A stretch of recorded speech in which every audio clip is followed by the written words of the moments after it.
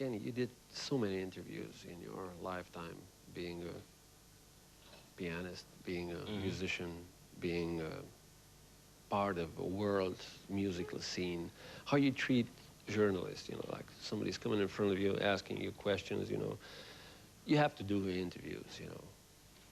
Well, I mean... You're doing this, you know, record company says, Kenny, you have to be, you know, on 2nd Avenue and 4th Street in a club or, you know, restaurant, you know, you're going to have Olaf from Norway asking you certain questions, you know, so how you relate to these things?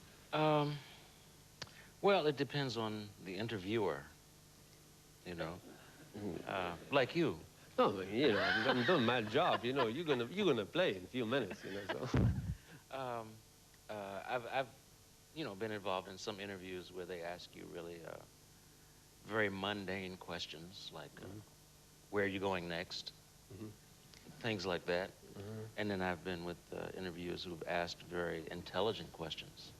And, you know, those interviews tend to go very fast, and they're very enjoyable. So, again, it depends on the interviewer.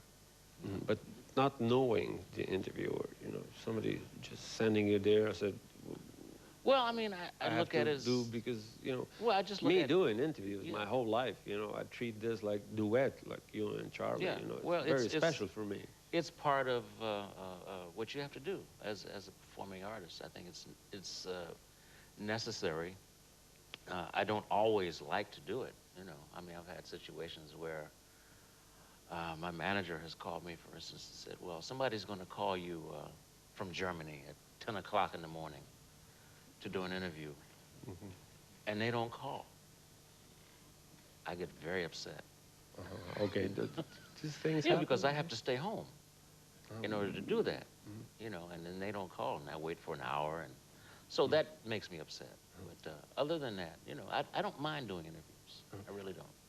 Communication, you know, besides the communication that you're doing, playing a piano with all kinds of musicians on this planet, do you treat this as an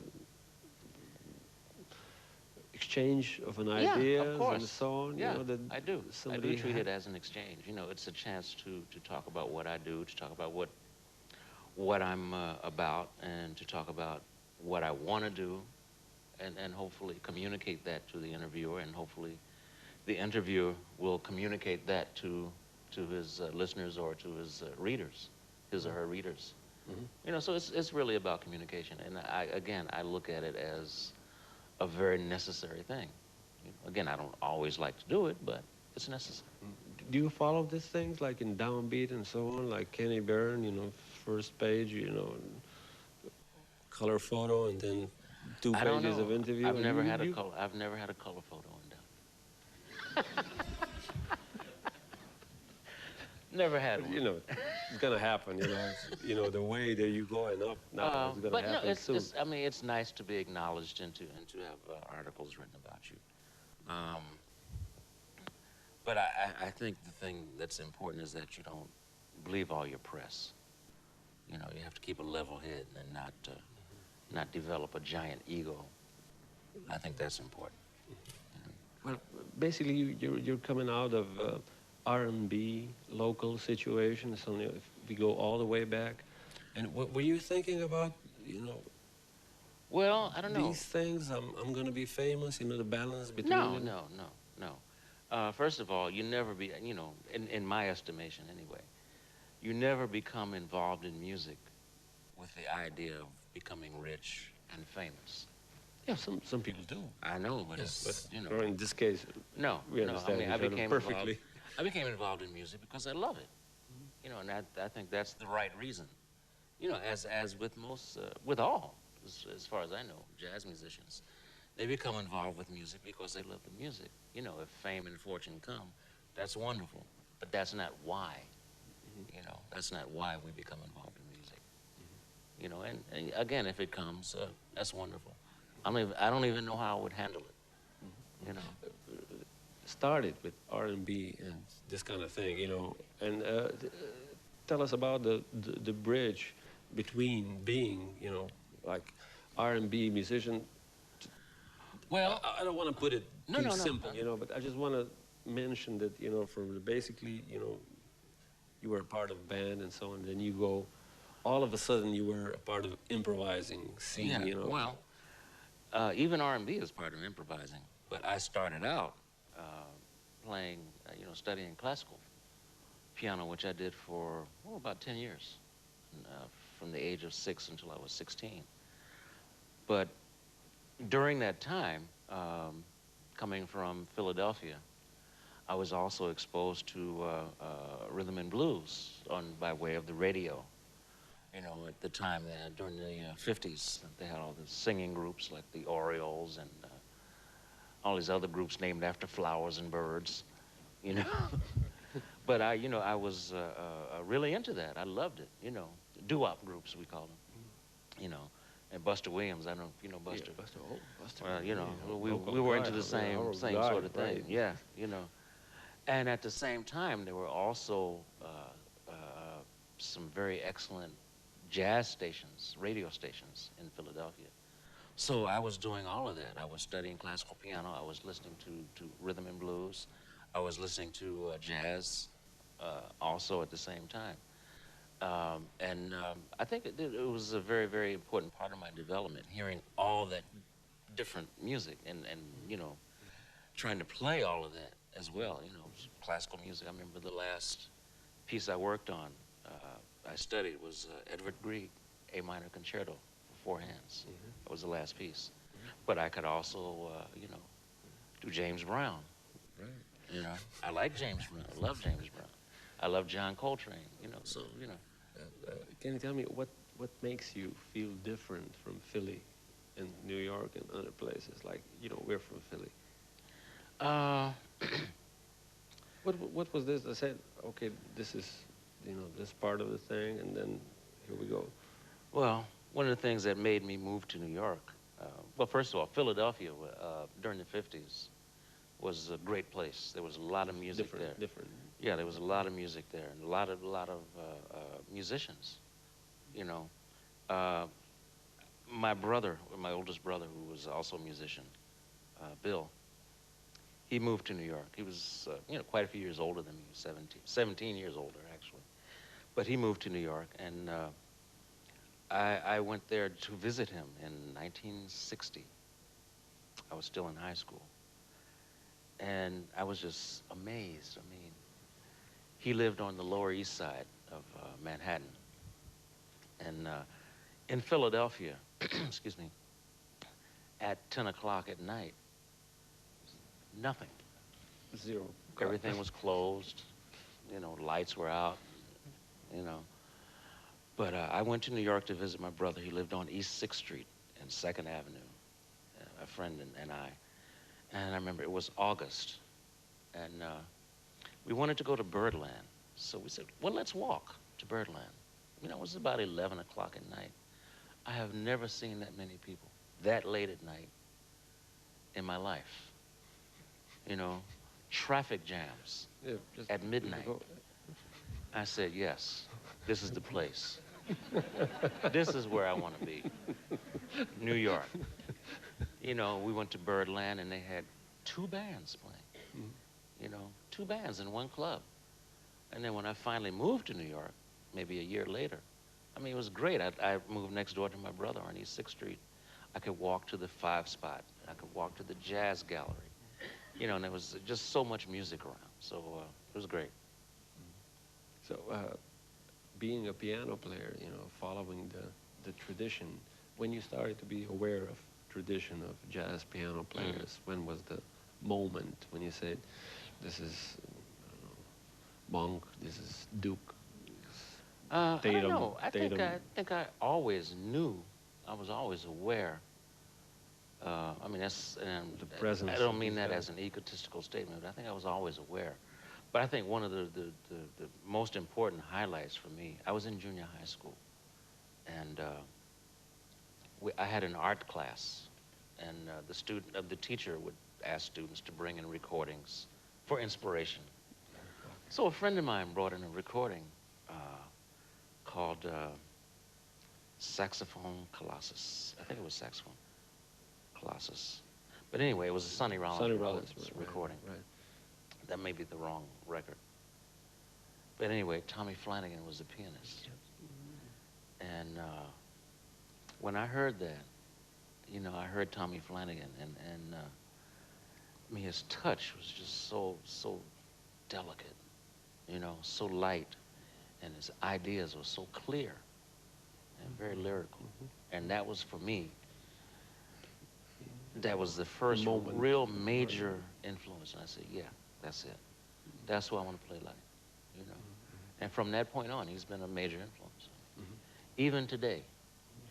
I mean, after all these years, you know that you know, people, you know, that there's not that many piano players, historically speaking. You know, people are passing and so on. You know, we don't have Bassies, Ellingtons anymore, that's true. and so on. You know, and as the time goes by, you're aware of your position. Yeah. Now, in '90s, for example, how you relate to this?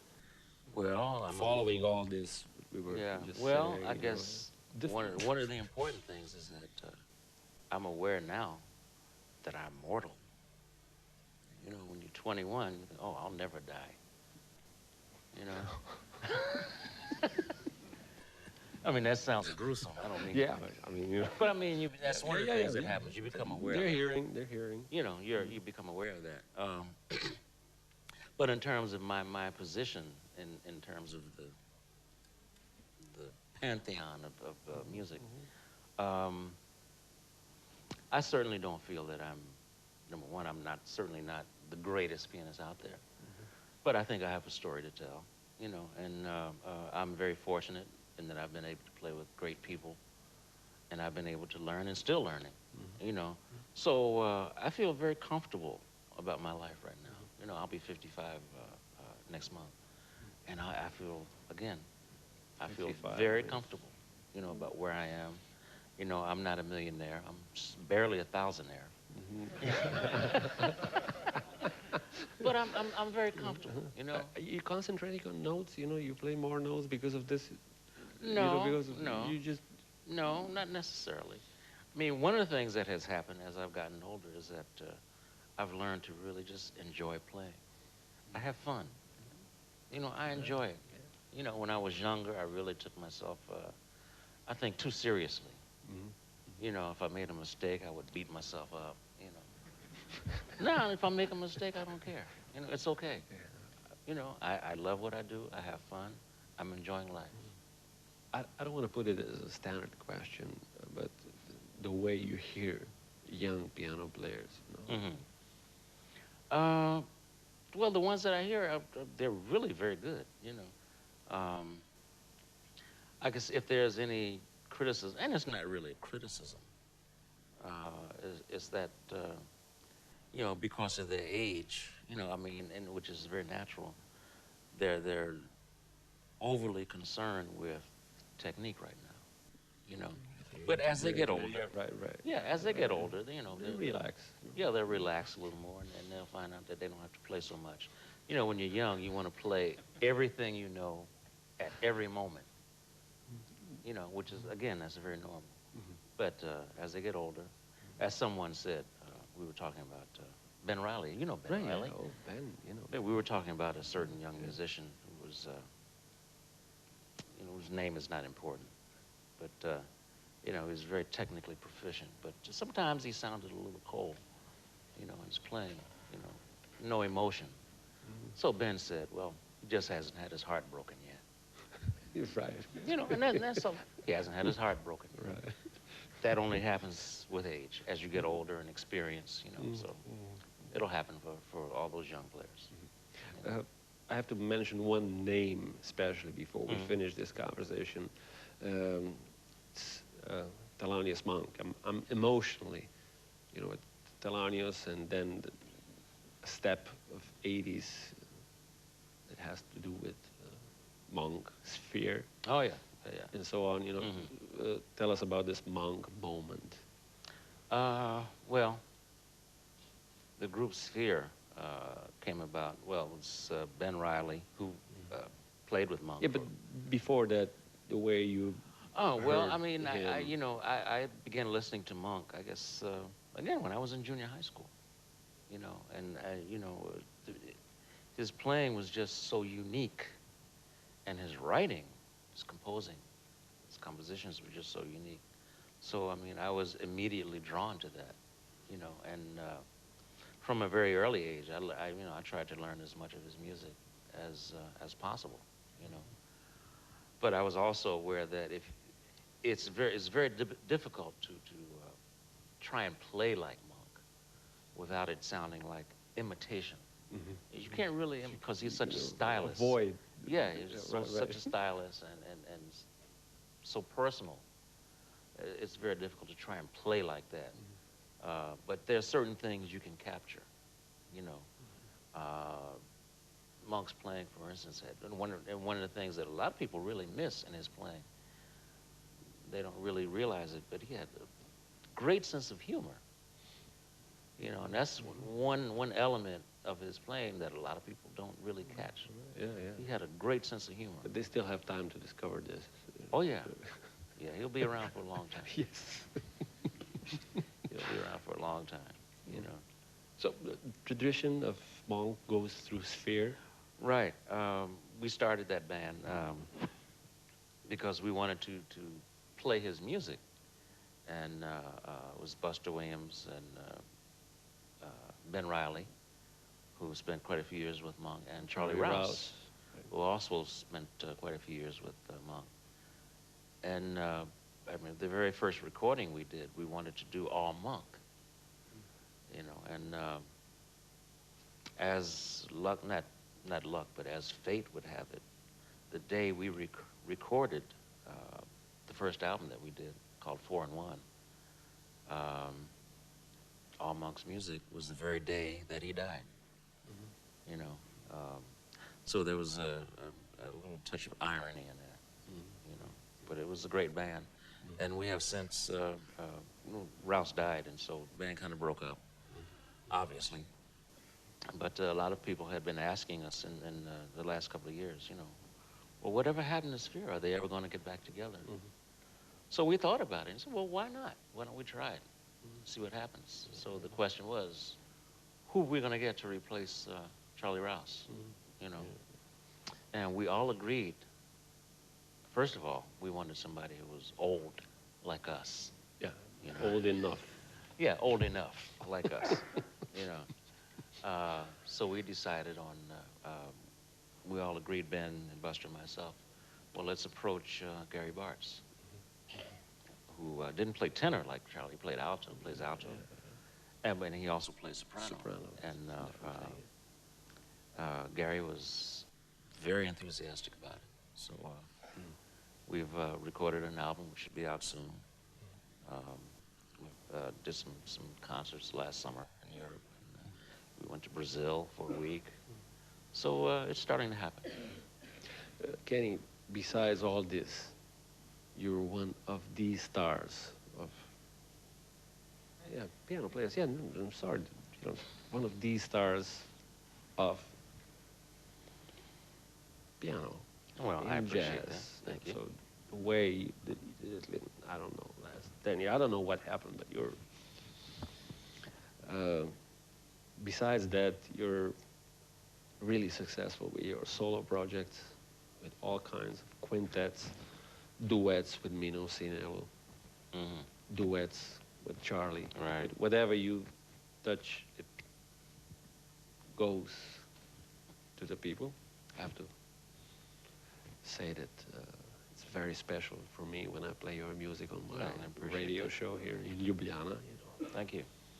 And one of the things that are parallel to what you're doing here, I have here in my pockets. And we're talking about the CD, Night and the City. Charlie Haden and Kenny Barron.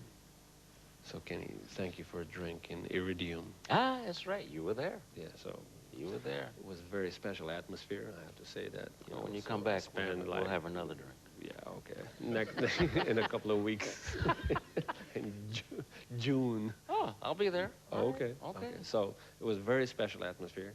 Yes. And whenever I'm playing this CD on my radio show, I kept telling them that I was there, you know, and I was a part of the atmosphere. Yes, you were. You know, Central Park is not that far from Iridium, you know, so, and you know, if you get bored, you can take a walk, but I stayed. Well, I hope you didn't get bored. I stayed. All right. And this is on this CD, and we're gonna share a part of the CD now, because Charlie is somewhere around here. And I would like to say thank you. Yeah, thank you. Kenny, for Nice to be back here. spending Thank you. time. All right. After your trio thing a couple of years ago, we're going to have a second part of the show tonight. Thank you for all of you being here. Thank you. And we'll do some more. We'll do some more. Thank Son, you. Okay. You go this side. way. Yeah. All right.